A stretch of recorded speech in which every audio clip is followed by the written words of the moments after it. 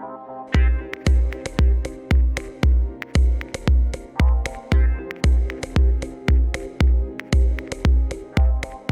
video is designed to assist the homeowner and user in the routine operation and maintenance of one's biomass boiler. The eCompact range is now one of the leading biomass boiler brands in the UK. It is backed up by excellent on-the-ground technical support and after-sales service. By now, your installer will have installed and commissioned your boiler. More importantly, he or she will have presented you with the user manual and completed a 20-minute handover with you, the client. Your warranty card must be returned to Wes after the boiler has been commissioned. Unlike some oil, electric or gas boilers, there is a little more user interaction required with a biomass boiler in terms of purchasing fuel, refilling the fuel store and emptying the ash pan. However, the financial and environmental benefits of owning a biomass boiler significantly outweigh these apparent disadvantages. The eCompact domestic range of boilers come in 15, 18 and 28 kilowatt models in both internal and external models.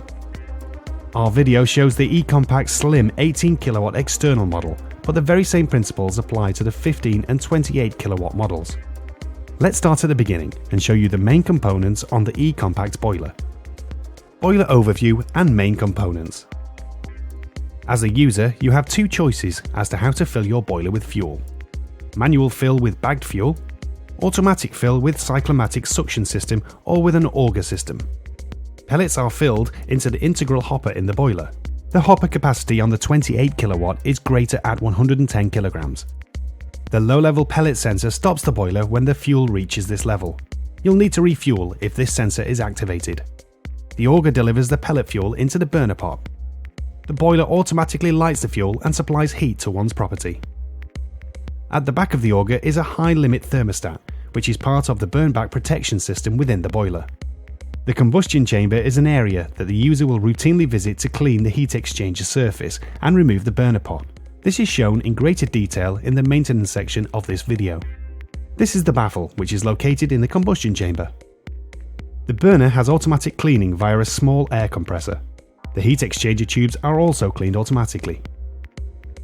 Underneath the combustion chamber is the ash pan. On the front panel is the controller and the high-limit thermostat. The boiler comes fitted with a circulating pump. You will also receive a glove and cleaning tool with each boiler. Now you are ready to turn on your boiler and heat your home. Turning on and off the boiler. It is recommended that your boiler is controlled by an external time clock. The time programs should be set to the times that the heat is required at different periods throughout the day. You should always make allowance for the ignition time of the appliance, i.e. the time it takes from when the time clock signals the boiler to start until the flame has fully developed in the appliance, usually approximately 15 to 20 minutes. When choosing your programs on the time clock, it is recommended that you program the clock for long runs instead of short runs. This gives the boiler time to settle and match the heat demand of the property. It is also when the boiler is most efficient.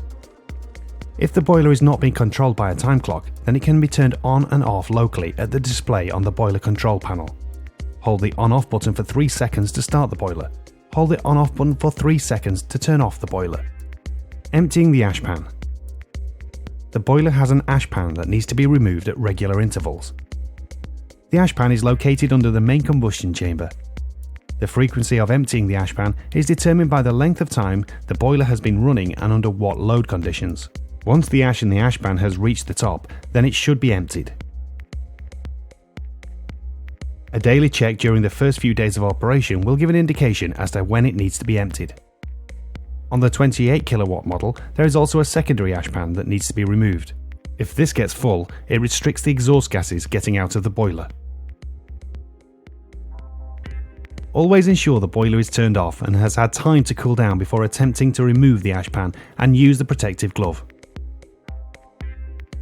Always use a metal container to contain the ash and never use plastic brushes or dustpans. The ash is potash and can be used as a fertilizer on one's garden or lawns, so very often people store the ash to use later in the season. Routine maintenance. We always recommend that when one empties the ash pan to also remove the burner pot at this time and empty any ash that may have accumulated on the pot. In particular, great care must be taken in replacing the pot. Ensure it sits level in the pot holder.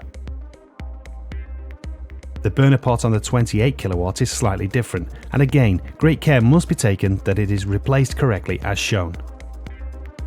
The cleaning tool provided should also be used at this time to scrape fly ash off the heat exchanger surface. This simple exercise maintains the efficiency of your boiler. Also at this time, remove the baffle on the 15 and 18 kilowatts. Remember there are two baffles on the 28 kilowatt. Simply withdraw the baffle as shown, brush it down and replace by tilting at a 45-degree angle, and then rest the bottom of the baffle against the side wall once you are satisfied the top of the baffle is hanging on the ledge. Annually, one should allow your hopper to empty completely and vacuum as dust particulate may have accumulated in this area. Your boiler should be serviced annually or every 1200 hours, whichever comes first by a qualified biomass boiler service engineer. It is also recommended that you give your boiler an interim service just before the heating season or 6 months after the full annual service. Filling with fuel. The boiler will indicate when the level of pellets reaches a low level. The system will shut down and wait for the hopper to be refilled. Open the pellet hopper lid and carefully pour approved pellets into the hopper. WES recommends only EN plus A1 grade of pellets to be used in its boilers. Never fill the hopper above the guard mesh across the opening of the hopper. Be careful that no foreign material like plastic or tools fall into the hopper, as these may cause the boiler to malfunction and invalidate your warranty. On external boilers, always close the hopper lid immediately so that the pellets remain dry. Using the boiler controller. The boiler has an LCD digital controller. Once the boiler has been commissioned, you generally will not need to touch this, as most boilers are turned off and on by a time clock or thermostat inside the property. You can manually turn on and off your boiler by pressing the on-off switch for 3 seconds.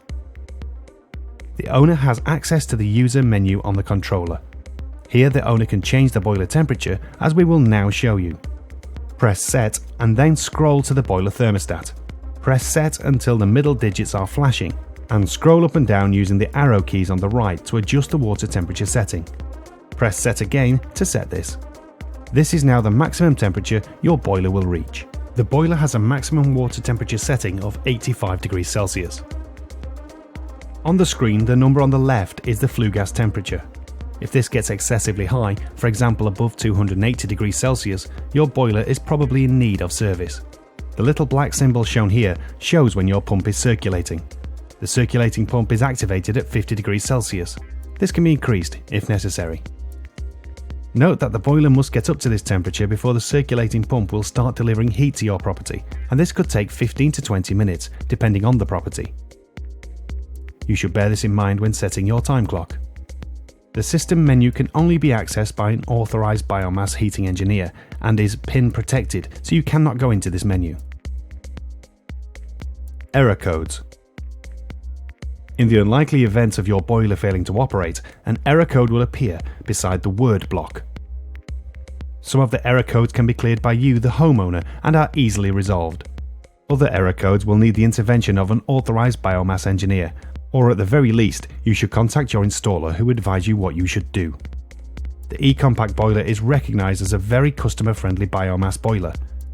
Should you need any assistance, you should refer to this video and/or contact your installer. As a local manufacturer, you have peace of mind knowing that all E-Compact spare parts are stocked in the UK by our distributors. We hope you enjoy welcoming the E-Compact to your home.